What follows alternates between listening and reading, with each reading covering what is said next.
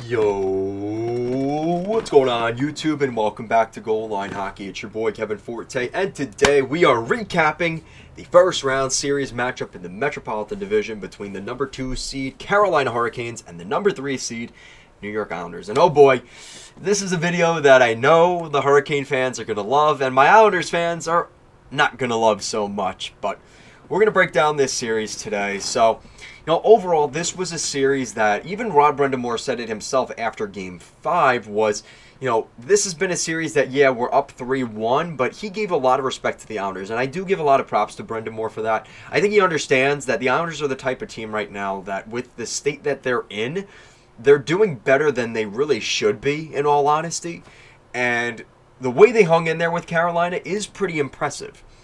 Now, for Carolina's perspective, here you go. Here, Hurricane fans, hear me out here.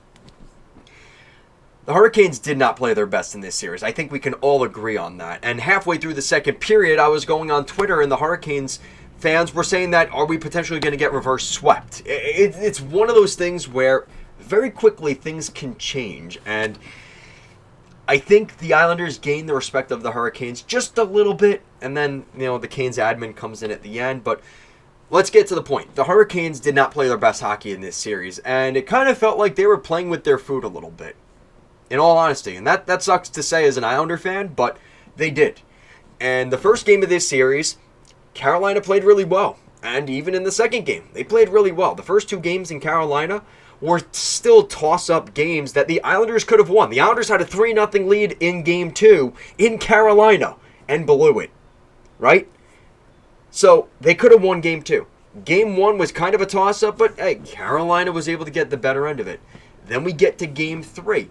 Game 3, the Islanders if Sorokin didn't start that game, what could have been in that game? The Islanders might have won that game had Sorokin not started, or maybe Patrick Roy read the room and moved out Sorokin after the second goal, because it was pretty clear after the second goal he was not on it.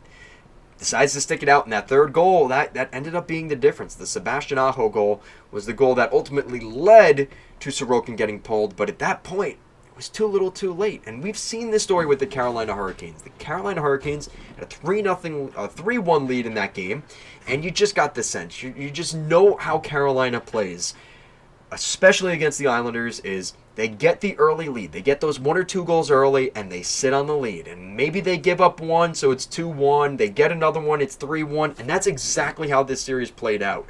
They led most of the series. They played that same mentality every game, and they were able to grind it out, despite not even playing their best hockey. And what's scary for the Islanders is they beat them at their own game. And that's kind of why, as an Islander fan, I knew going into this series, this is just a bad matchup for the Islanders. The Hurricanes do what the Islanders do, but better. They're faster. They have more depth. They have more scoring depth. And I would say goaltending is pretty even across the board. Varlamov and Anderson definitely had moments of greatness and weakness in this series. But I would say those are both very reputable, respectable goalies in the National Hockey League. With that said, a really key factor early in this series was the penalties and the special teams. And, I could sit here and BS about the refs and this and that. That's not the reason the Islanders lost this series. As much as it's frustrating, it's easy to blame the officiating, but you look at every other series in basically the first round, everybody has been upset with the officiating. Whether they're calling too much or not enough or this or that, or just really bad timing penalties with 3 minutes left in the game. Probably not the best time when you've been pretty light and lenient the rest of the game. That's a little frustrating. But at the end of the day, the Rangers, we're going to talk about that in a minute. The Hurricanes were able to score on the power play. The Islanders could not score on the power play, and they played horrible on the penalty kill.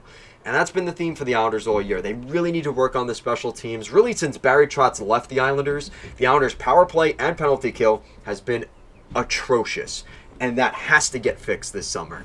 I don't care what they have to do, what personnel changes, what trades, what coaching, whatever they need to do. It's been years now that the Islanders special teams has been an issue. Teams like Carolina, they've played them enough in the playoffs. They know how to play to the Islanders game. And, they kind of have developed the reputation of maybe holding and slashing a little bit more, but they know that the refs aren't going to call every single one. And you know what? If they call it, The Islanders' power play is so bad, who cares? We sit in the box, it doesn't even matter. There's more likely we score on the penalty kill than the Islanders score on that power play. And when the opponent has that mentality against the Islanders are screwed. Because there's no way they can win in that scenario. And that's not to blame the other team for that. You could cry about it all you want. The Islanders need to get better in those areas so teams don't use that to their advantage. And the other problem, the Islanders had a chance, the empty net for Carolina. Why did Carolina pull the goalie with 5 minutes left? Because the entire season, the Islanders were only able to muster up 2 empty net goals the entire season. So Carolina, Brendan Moore saying, listen, the Islanders don't score on the empty net. I'm taking a chance here. We're down by a goal. I'm pulling the goalie with 5 minutes left, and let's see what we can do. Because chances are, the Islanders aren't scoring that empty netter. And that's going to be something that's going to shift in the second round for Carolina, but we'll get there in a minute. Carolina knows the Islanders' weaknesses. They did a great job scouting the Islanders, and they knew exactly how to play into their hands to get what they wanted. And credit to them. And you know what? As frustrating as it is for the Islanders, they had chances in this series. You know, looking back at Game 2, they had a couple chances to pot in a goal. Kyle Palmieri, no Dobson, got robbed by Freddie Anderson. Couldn't pot it in.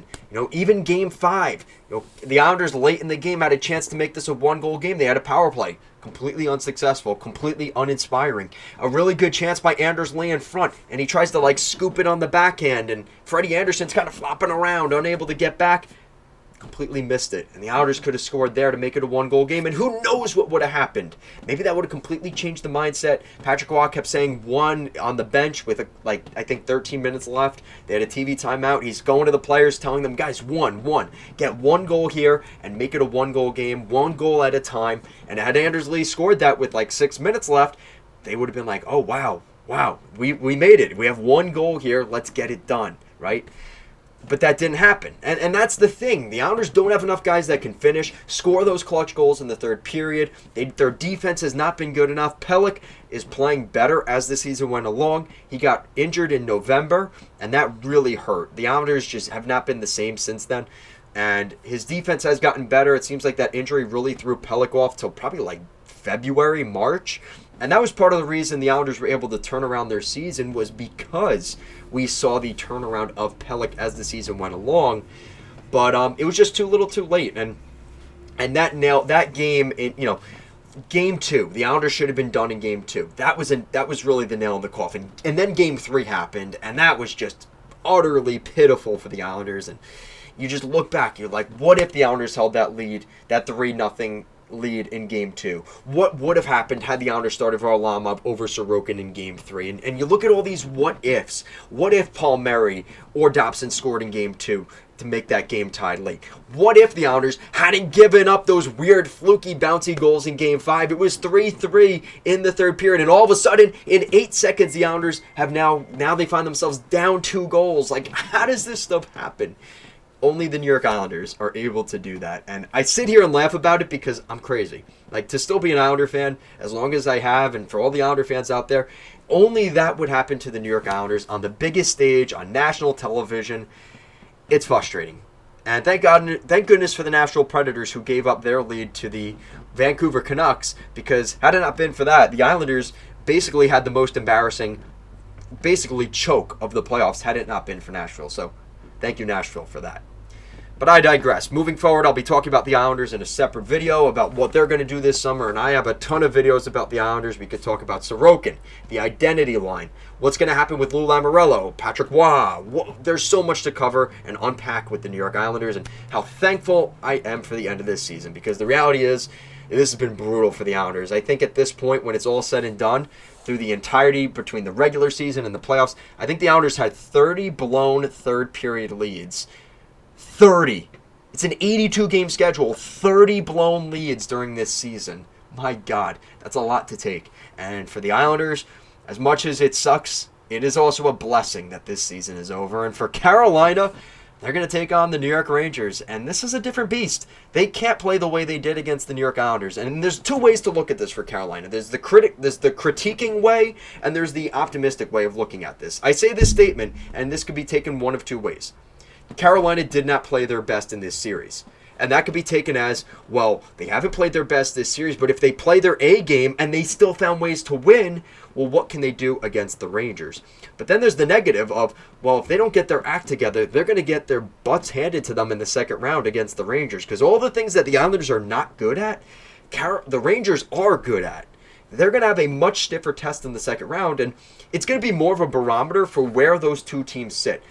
I think that's going to be the best series in the Eastern Conference this year. And I kind of talk about what the eventual second round matchup will be between Colorado and either Dallas or Vegas. I think this Rangers-Carolina series will be the best series in the entire Eastern Conference until we get to the Cup final. I think this is going to be the best series in the East, at least for this year. In terms of matchup and things like that, the Carolina Hurricanes and the New York Rangers, that's going to be a really, really good matchup.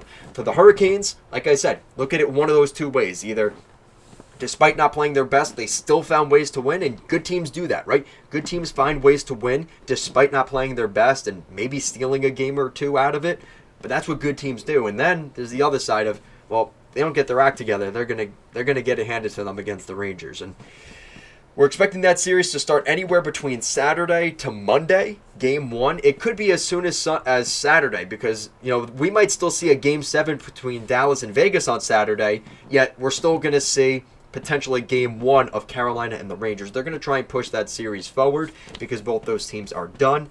But stay tuned to the channel. We'll be giving you updates. I'll be doing an entire playoff preview video between the Hurricanes and the Rangers here later this week. So for my Canes fans, stay tuned for that. Congratulations on getting to the second round and taking out the New York Islanders once again. So that's it for today's video, guys. Hopefully you liked this video. Hopefully I was pretty fair to the Hurricanes. I think I was for the most part. But I want to know your guys' thoughts down below. Like I said, I'll be doing an elimination video for the Islanders. I'll be doing content for the Hurricanes here as they move forward. So stay tuned to the channel. Subscribe so you can see more of the content moving forward. Guys, that's going to do it for today. Thank you so much, and peace out.